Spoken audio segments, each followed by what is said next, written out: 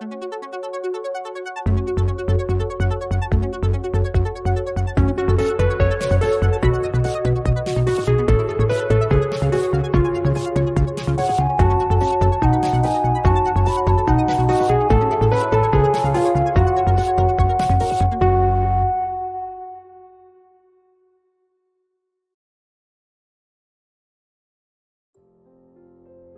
a flash, 4 guilders, an undead warrior, and a small stack of frogs find themselves standing in a small pond. Around them are the members of the Deepwood City Council, covered in varying degrees of bright blue vines, all in some stage of catatonia. All around you are beautiful plant life, diverse, almost alien, but all beautiful. Snaking up them as well are these tendrils that seem to be spouting small flowers off of these creeping vines. And at the heart of all of this, standing atop of rock in front of a waterfall, is an entity you only know as the Shepherd. Thin, wearing a wooden horned mask, strange blue tattoos covering their body, holding a staff and a golden lantern. You are not sure where you are. Val, you saw this place briefly for a moment when you connected your mind with the council members of Deepwood and with the Shepherd. But you all now can take this in for at least a moment. But as you try to take in this place, try to assess the situation, try to understand where you are, what you're doing, what you can do. Much in the same way that you were brought here by a tidal wave of power and emotion and feeling, you cannot help it, as not just your mind, but a memory is pulled out of you as you stand in this place. Perhaps this is a memory that you always keep close to you, or always lurks just out of sight, or is buried so deep that you never have to see it again. What is happening is still not clear to you until you see the Shepherd begin to approach you all. You didn't see them step down from their rock. They are just now there in the pool with you. Their eyes, glowing yellow, look upwards, and you see faint traces of bluish color swirling. It's hard to pick out, but you get the impression that a scene is playing. A scene that came from somewhere inside you. The Shepherd looks at all of you and says, "You really did come here. That is very impressive. And you hope to save the council," and they kind of gesture over their shoulder at, again, these unresponsive figures who have not reacted to you being here at all. And maybe get a few answers. Well, I look forward to seeing you all try, but I certainly would like a couple answers of my own. Shepherd is kind of walking a little bit back and forth, and you guys are almost paralyzed by this overwhelming sense of feeling. Of maybe sadness, maybe regret, maybe anger, maybe disappointment. But it is so much to bear that you feel like you can't do anything. That you might not feel anything that isn't that ever again. The Shepherd is kind of looking at whatever they can see that you guys can't quite make out clearly. And they step in front of Selv and take a minute and really look at what is playing. They say, some real heartache here, but yours is very interesting, Selv Astrolin. Even I can't see what this is. That's very interesting. What is it that I can't see in this tapestry in front of us? So, Selv is doing his best to stay stoic, but there is a flash of concern that kind of goes across his face as he realizes that this thing he was sworn to protect is now vulnerable. It is nothing that concerns you. Well, I appreciate your conviction. And Kaskrin looks around too, pointedly at Selv, and tries to open his mouth to say something, but in his own face, in his own usual stony face, is just rage, turmoil, despair, and it's all he can do to hold on to his hammer and try not to let any of that out. It's as if he were to open his mouth, it would just come pouring out. The shepherd sees Kaskrin moving around a little bit, or reacting, I should say, and they just look at you, and their eyes kind of flick up and flick back down and take you in. But they just turn back to Selv. The shepherd looks again at Selv and says, well, that is something I will have to look into. And why don't I do it right now? Because I don't think you can stop me. They begin to kind of reach out their staff, their curved staff, to almost touch you on the head with it. No. And I will attempt to hit the shepherd. Okay, what does that look like? I am going to try to hit him either in the chest or maybe, if I can, the throat, to get him to stagger backwards. Mm-hmm. You reach out your fist and you kind of break through. This desperation breaks through all of this kind of turmoil and all the feelings that you're having. And just as you're connecting, you can feel your knuckles are starting to scrape against this kind of tattered robe that they're always wearing. This blue, wispy semi-scene coalesces in front of the shepherd and envelops your arm, and in an instant you are surrounded and constricted by it. You now realize what this is. That this scene that has been playing faintly is a memory, is an event in your life. But more accurately, it is a feeling.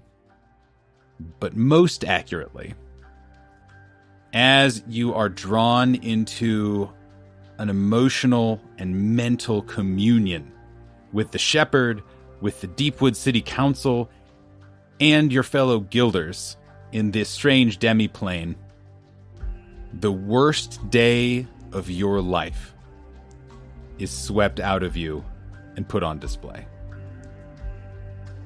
So, Selv, how does the worst day of your life begin? It is nighttime at the monastery, and there is a full moon in the sky, and it is on a mountaintop. So while it is cold, it is actually not winter. Selv is just out in the courtyard of the monastery, maybe next to a cherry tree that has not begun to bear any fruit yet. He is out there practicing, and there are several practice dummies set up, and he's just going through different motions slowly and trying to hit accurately, not necessarily with power, but to just get the location down. As he's practicing, an alarm gong begins to go off. So Selv looks around because since he has been there has never been any kind of alarm that has been raised. You start to hear a commotion. Well, anyone who is even remotely nearby reacts probably in the same way that you do, of a little confusion and a lot of concern. Voices start to murmur, you start to hear footsteps, and you start to hear the sounds of fighting. Selv takes off towards the monastery where all of the commotion seems to be coming from. As you advance, more and more voices of fellow adherents, maybe even visitors, but anyone who is currently inside the temple or nearby, start to cry out with more and more vigor and panic and order. But for some reason, a voice you pick up of this cacophony of, again, footsteps, of fighting, of all this, is Val's voice. And you hear Val say, Selv, whatever you're doing, keep going. It'll give us time to save the council. Keep it up. I'll kind of slow down at that point after hearing that, just look around. In that moment where you're kind of pausing and processing, it's like, wait a second, that's not what happened. And your brain is just kind of trying to wrap its head around both being totally present and kind of having this almost deja vu, what the heck feeling. You hear the shepherd's voice interject and says, "Is this where you're from?" I will say underneath my breath, Get out, you do not belong here. Selv, as you continue running towards the monastery, you do not hear a reply from the shepherd. Instead, you hear a familiar voice, both to memory Selv and to current Selv. And this is Master Lena Senga, a half-elf who is one of the three kind of heads of the monastery here. They come up to you. They are clearly in informal garb. Loose-fitting, comfortable clothing, still a degree of presentability, but kind of in plain clothes, essentially. But their face is one of a commanding presence. They look at you and extend a hand, trying to compel you to slow down. So being slightly conflicted between Val telling him to keep going and Master Senga saying, all right, slow down, I guess Selv's instinct would be to obey the master of the monastery. So at least for the time being, I will slow down and give the appropriate bow. And the longer you're here, like, Val's voice snapped you out of it for just a moment, as did the shepherd. But the more that the memory plays out, the more you kind of just go back into autopilot. Like you're just living the memory again. So you have that moment of kind of indecision, but kind of the final tipping point is like, this is what happened, and so I have to keep doing the thing. I will give a slight bow and say, Master Senga, how may I be of service? Master Senga, in her informal garb, gently puts a hand towards your chest and says, Selv Asterland, this is the time when we need you the most. We cannot let any of our enemy past this door. I have my duties elsewhere, but no matter what, you must hold the line. Stay here and defend this with your life. You are our last protector. And in that sort of same dreamy autopilot, there's just a phrase that sort of snaps you out. You hear this kind of echoing voice in the distance. Selv, keep it up, whatever you're doing. You've got to buy us more time. And then your master locking eyes with you, waits just to pause to see how you react to this probably unfortunate news. I will stay. I will stop whoever comes out. Moments that to you must feel like hours pass by. You don't see much of what's happening, but you can hear it. You can hear sounds of battle, you can hear cries of pain, you can hear shouts, but still you wait. As I'm waiting, I'm watching the doors, but I'm also pacing back and forth because I really want to go in and help, but I was told to stay out here. And it's kind of that nervous energy of something's going to happen, and now you're just kind of like waiting for it to happen. And either how old is Selv or how along his journey at the monastery is Selv at this point?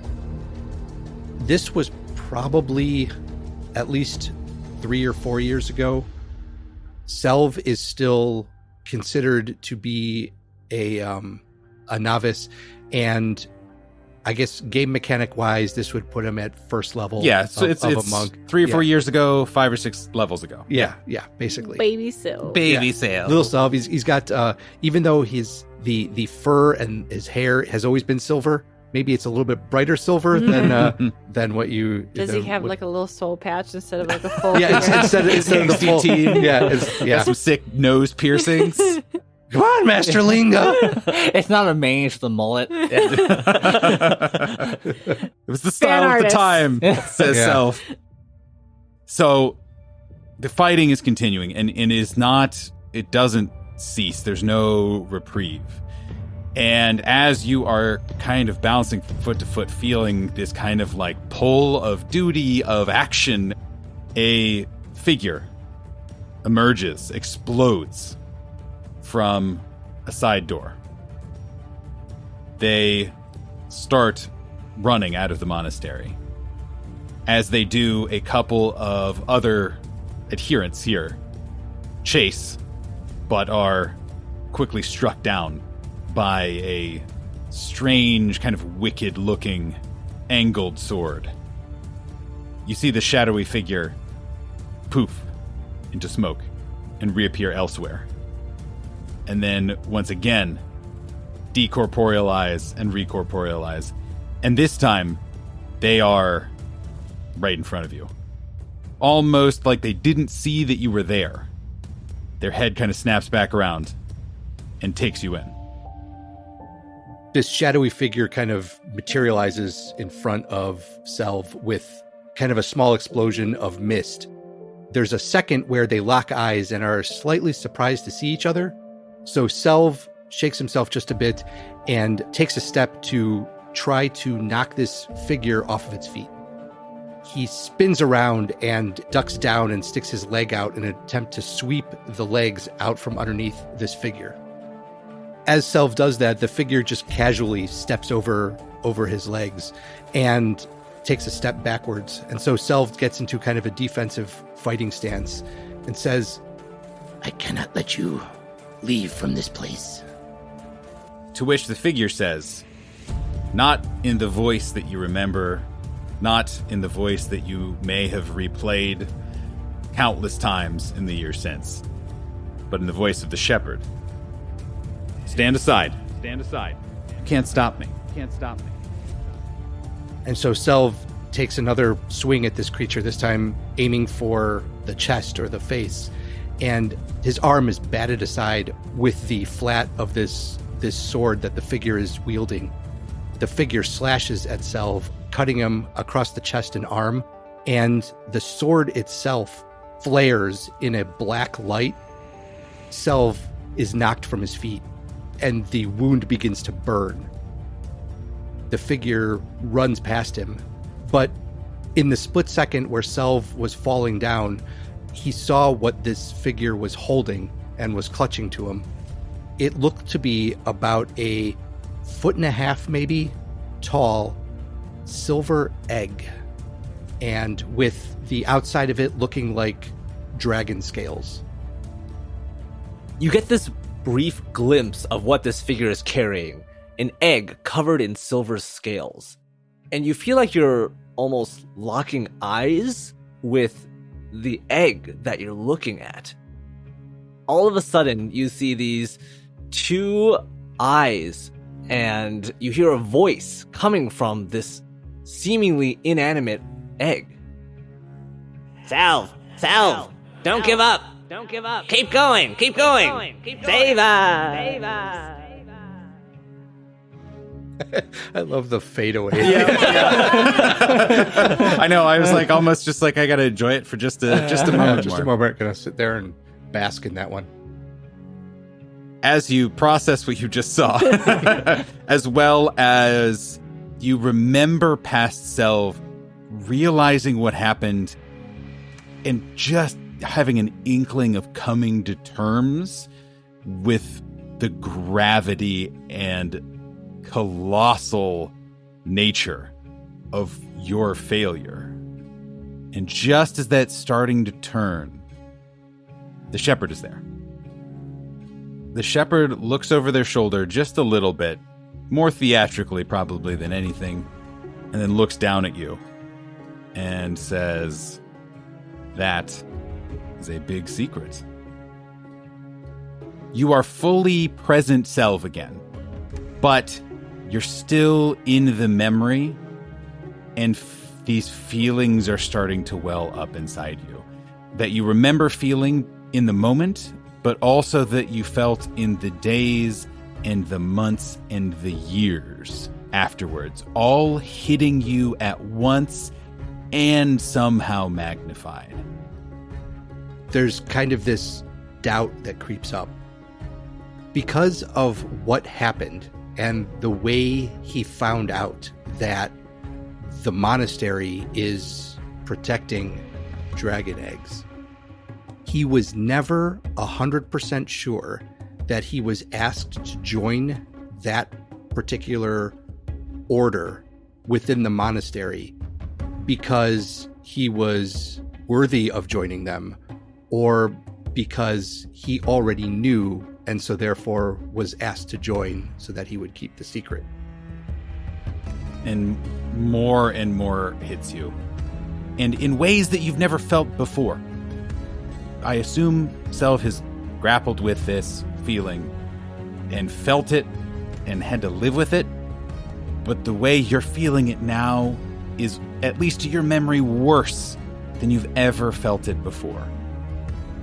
Your failure has never felt bigger, your shame has never felt bigger, and the questions of your worth have never been more magnified than they are in this moment. And the shepherd crouches down next to you and kind of looks at you and says, "Self, I'm sorry. They shouldn't have put you in that situation. It was unfair of them to do that to you." Selv is going to be muttering something under his breath. Throughout the night, throughout the day, no mortal, undead, fiend, or fey, or celestial with charming words to say, shall divert us from our sacred word to protect and to watch. May my oath be heard. The shepherd just kind of shakes their head, and they say, "Ideals, beliefs are so important, but there's only so far they can take you, and only so much that they can buttress you against things like this. And ultimately, things like me." They kind of reach out a hand and lift your chin up a little and say, "Don't worry. I'm going to fix it." The only reaction from Selv is there is noticeable conflict between him wanting to have been able to stop that person, whoever it was, from stealing the egg, and knowing that rewriting that and changing that event, even if it's to forget it, would be bad.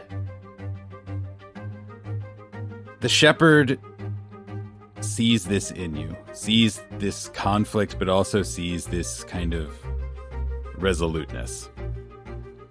They know what you're thinking and feeling, almost. Maybe just because it's so transparent, and because of this connection, or just because of some understanding. They take their thumb on the chin of their wooden mask and flip it up to look at you. And this is what you see. Give me that art. I'll send it around everyone so that everyone can actually see this art I've been sitting on for 2 years. Cool. Wow. Cool. Thank you, dear artist. Borg. Wait, turn it my way. Whoa. Yeah. All right. That's pretty cool. He's just a guy. He's just a guy. And that's what immediately, and what would have stood out to Val in kind of that moment, but it's just a mortal. Again, it's a furbolg, and it has, kind of almost like cowish nose and ears, and a long mane of brown braided hair. The two things that stick out to you, it still certainly has its yellow eyes, even without the mask. And it also actually has those blue streaks coming from either side of their eyes. But these look a little bit more like tears, like tear streaks running down their face. And you realize now, in ways that don't quite make sense to you intellectually, that they actually have horns, those deer horns, antlers on their head. It's not a part of their mask. And now, a word from our sponsors.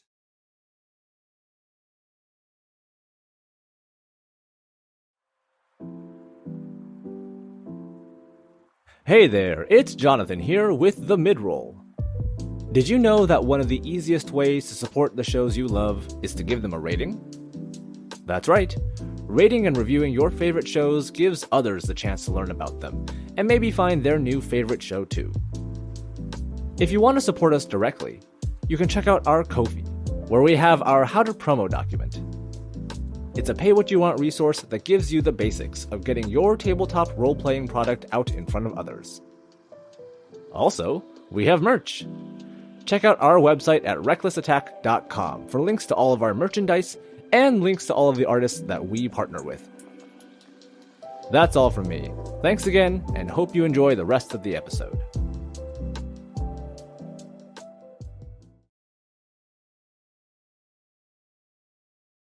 Selv will look up and just say, "Who are you?" I'm the shepherd, and I am here to take care of us all.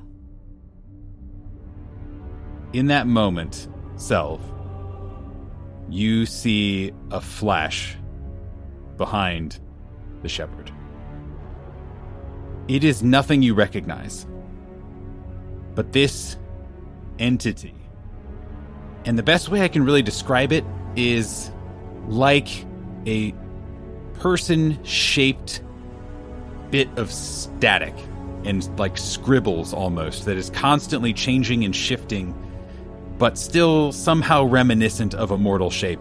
And whatever this figure is, in that moment reaches down across the shepherd's neck and hoists them up, holding them a little bit in midair. This, whatever it is, looks down at you, Selv, and in a familiar but much clearer and less tinny voice, you hear the Fortunate say, "Selv, I think it's hero time." And all of you are hit with this huge, just sledgehammer of emotion. Whatever you were feeling, it is just as big, maybe bigger, as the Fortunate holding down the shepherd in this flash, in this moment, shows you all their worst day. The day they woke up. You all are feeling this as if you are experiencing it. It is as real to you as it must have been for the Fortunate then. You feel this cacophony of sensations, of emotions. It is so loud and so overwhelming that it's just chaos raging inside of you. You are scared, you are angry, you are confused, you're lost. You become aware of someone shouting at you. Briefly cutting through all this emotion, you can feel a pulse, like a heartbeat, thundering in your ear. It sharpens your focus a little, but whatever they're saying, it makes you feel small, makes you angry, makes you hurt. You take whatever this is in your hand and you stab someone who is shouting at you. Others join. Others like you join. The pulse of the mortal slows, as does whatever small bit of comfort it gave you. You and your soldiers in arms remain and wander and rage. Self, at the end of this, you snap back. You are no longer in your memory. You are no longer in the memory of the Fortunate. The entire guild is snapped out of the memory. You find yourselves in this shadowy grove. Can the three of you please describe what it is that Selv sees that you guys have been doing as you were taking advantage of the time that he was buying you in this terrible place? Selv would see Valeska have that aura about her again, that light blue, warming glow. And Valeska, with this aura around her, is centered, facing the tree trunk, and has both hands on it as if she's embracing a mortal's face and caressing it to show it care, to show it that someone is here to help.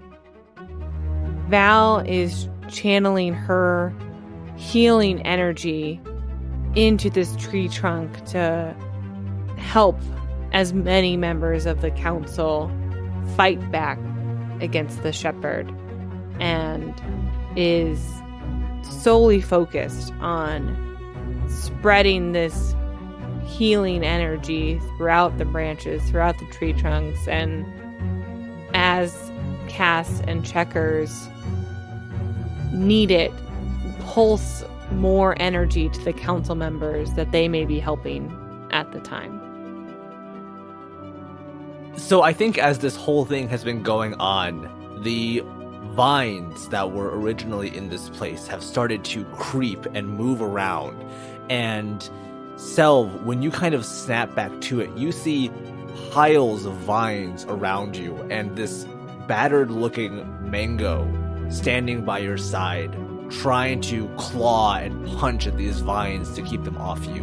And you also see in the distance Checkers standing next to Val, doing the same thing. And as the two of you make eye contact, you just hear this croaking voice say to you, You came back to us, Selv. Good job. And next to you, Selv, you see the figure of Kaskrin, donned in his heavy armor, protected by his rock, but it's all battered, it's all broken, as if the armor itself has seen years of wear in the span of a few minutes. And he says towards Selv, "We almost didn't make it, but I think we're finally there. I know what you've been through. I know it was hard, but you kept the shepherd in a trance long enough for us to free the council from his hold. And even still, in all of your darkest memories, in your darkest times, now is the time for you to show us what you're made of. To show us your light, and to show the shepherd that we are more than just our darkest times. We are more than our shame, and our failure, and our despair." Selv, you see that the Fortunate, in their suit of armor, looking normal but without their shield, without their spear, is in much the same position as you saw their kind of staticky, strange version in the dream, holding the shepherd as they're still kind of in this trance. The Fortunate looks over at you and says, "Do you want to hit him for real?" Selv will straighten up, and then will say, I promised to protect. May my oath be heard. I will attempt to hit the shepherd.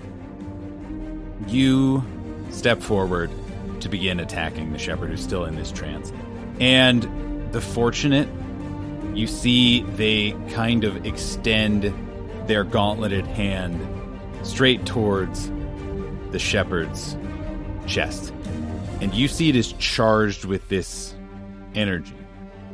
It plunges towards the chest of the shepherd. And you see that same kind of bluish energy that you saw kind of react to Selv hitting the first time intermingle. But this time, the Fortunate, you see their hands curl a little bit, and they move their arm and kind of rip some of this arcane shielding away from them. And you all experience something else briefly. You experience the thing that you are using as your fuel, as your ammunition, as your arcane power in this moment, in this place, against this foe. Because you see the Fortunate's best memory. You and the rest of you sit in the walled city. You don't know why you're here. You don't know how long you have been here. You just are. You hear the pulses, the heartbeats, before you hear the shouting. Mortals, here. Some approach, shout louder. Somehow, it helps. Even as you all sense their fear and their sadness, their hopelessness, and even as you feel your own anger and sorrow and melancholy, you are hurting less. You are a little clearer. For the first time since you've been awake, you are you. For the first time since you've been awake, you are. And that is when time speeds back up and Selv continues his kind of follow through. And I'm imagining it is also charged with kind of similar energy as the Fortunate had to kind of rip open this opening. Selv is remembering the first time he took the oath, and then the first time he was escorted into the dragon egg chamber at the monastery. Just walking in and seeing that the egg that he failed to protect was not the last one. Just being able to know that even though he failed to stop that figure from stealing the egg and leaving and getting away, he can still keep his oath to protect the ones that remain. As Selv hits and follows through on the shepherd, and as the Fortunate continues to hold them, the members of the Deepwood Council are also seemingly again kind of joining hands in a circle, now much more conscious than they were, and are chanting something together that is also pushing this kind of strange, differently colored energy that has been on the fists of your compatriots towards the shepherd, and is also kind of stripping away more and more of this protective layer surrounding the shepherd. What do the three of you do in this moment? Val, no longer needing to maintain this aura around her, looks to her side and sees Checkers and puts a hand on his shoulder and gives it a little squeeze, and remembers the joy of coming together as friends, as guilders. It's not one moment, but a flood of small moments of Checkers asking her for writing assignments and learning how to read, of Kaskrin making breakfast together. All of these small moments that have changed her life in incremental ways since she's left home. Kaskrin looks on with panicked eyes of the raw emotion that they have subjected themselves to in the time that they've been here. But in his final swing against the shepherd here, he is grinning. He is crying. He is experiencing an out-of-body sensation. In much the same way as Valeska, Kaskrin remembers all of the little moments that just have made him smile over the past couple months. Not just the time that we've been traveling, not just the time that we have been in Agmar, but the month of training, of being on the road. He remembers the campfires, the card games, petting Mango for hours on end. And it's like in leaving the safety of his home, of Lotros, and venturing out into the unknown, embracing the fear of that unknown, he's found who he is. So, Checker's mind is not here.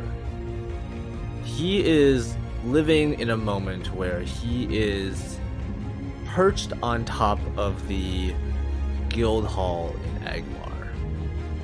And he is listening to the sounds of people below in the streets. He is listening to the tinkering of Etris in his workshop. He is listening to the fluttering of Tarath as he flaps about the guild hall. And for the first time, I think maybe in Checker's whole life, he feels like he is at peace. He feels like he has somewhere that he belongs, where he does not need to be someone else, and where he does not need to chase something else, something bigger, something grander. He feels like he has somewhere that he can rest and just be for a while. And that to him, I think, is the happiest he's ever been, the most valuable feeling that he can think of.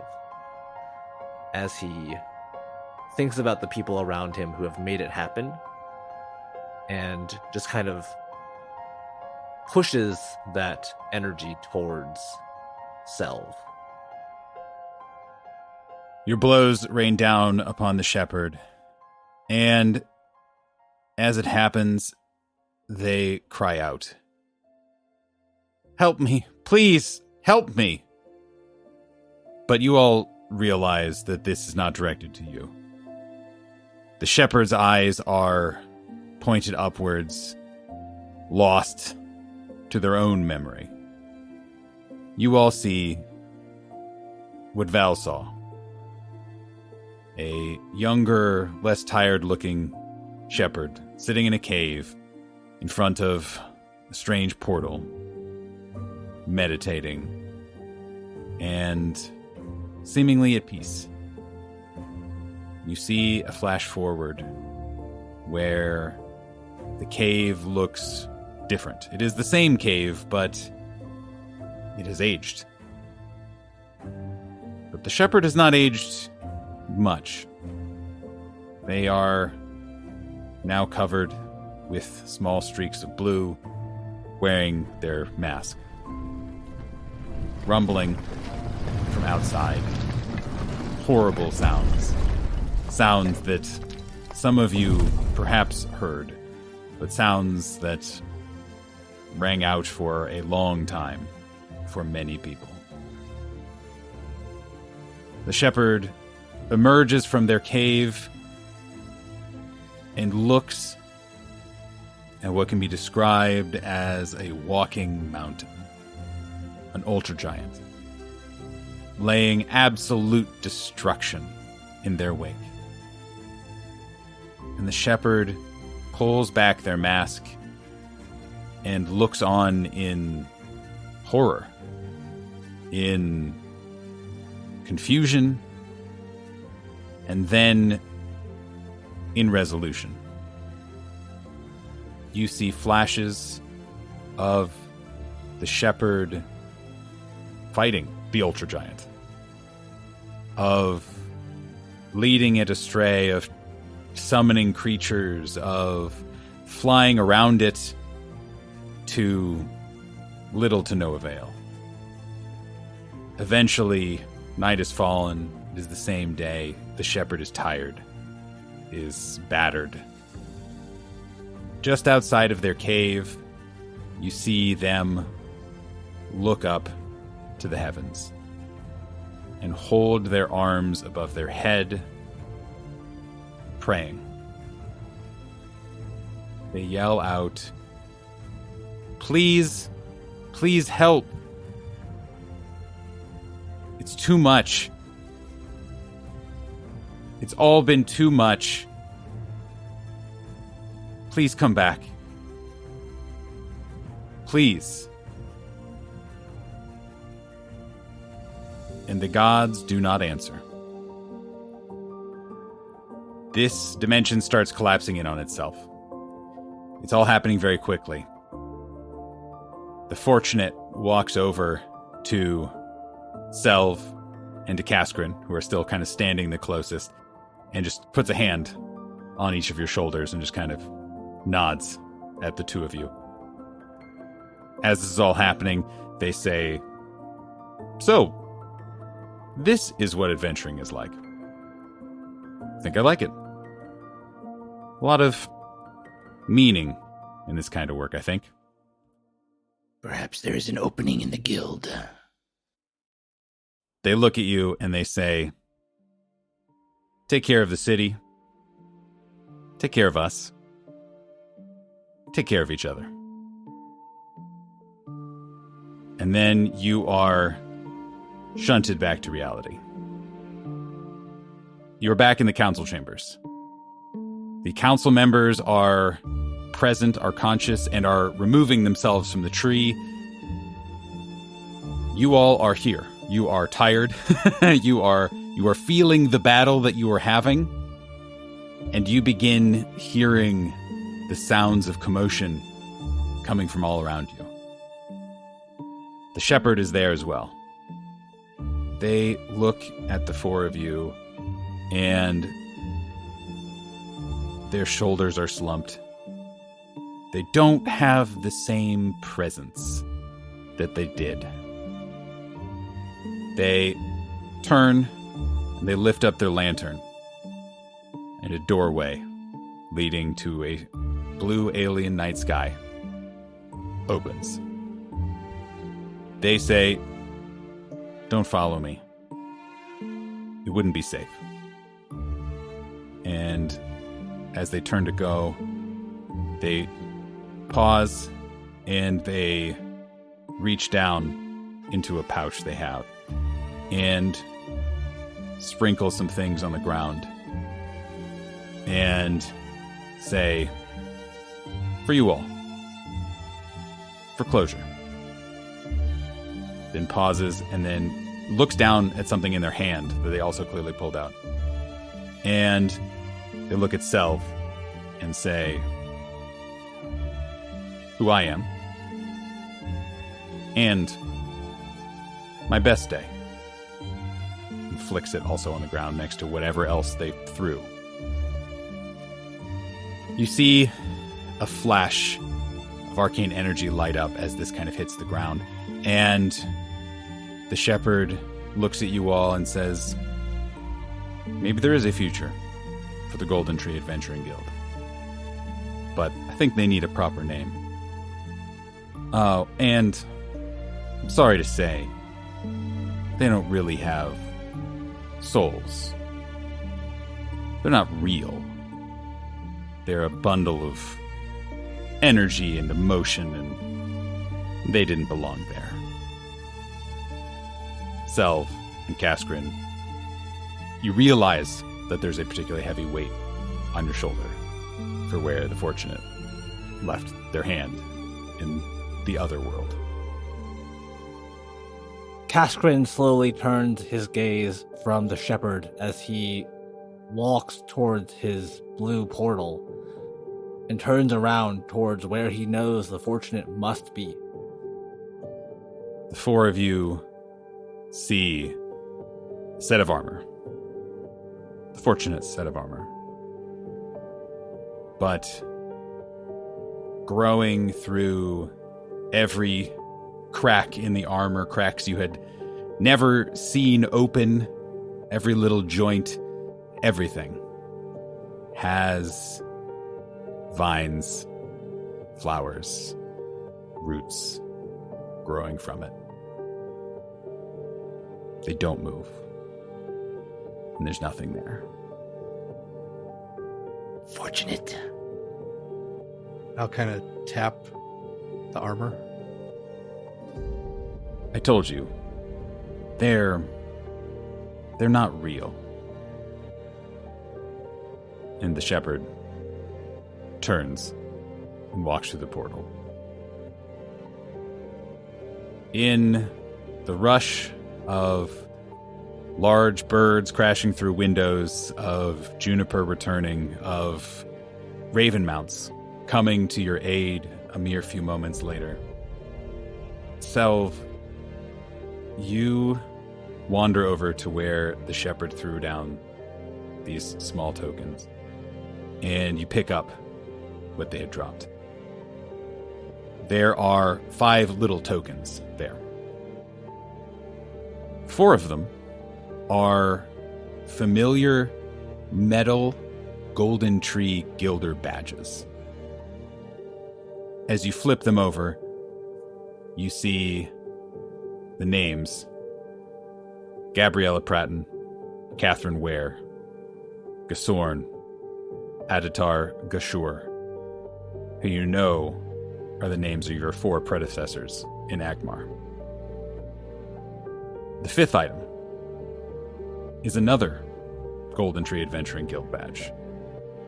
But this one is made out of wood and seems battered and old.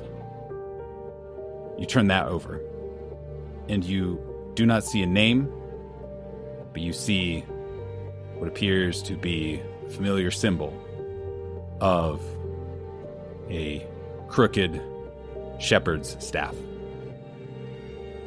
And as you look down and a little bit past these badges in your hand, you see a word etched in the ground in a language that you guys don't understand.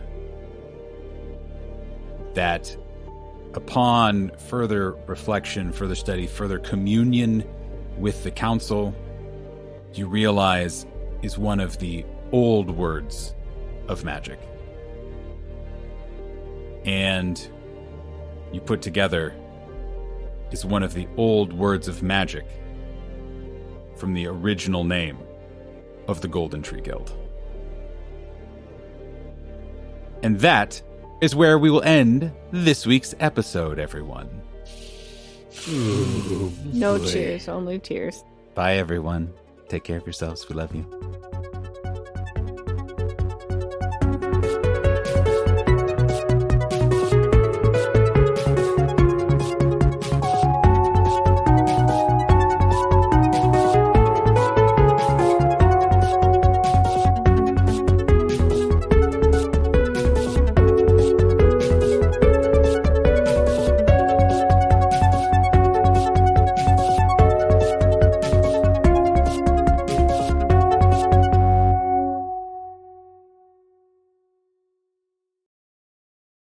He's experiencing an out-of-body sensation. Remembering, I was gonna say how much money he's lost to the fortunate. That can be happy. That can be good times. Campfire nights.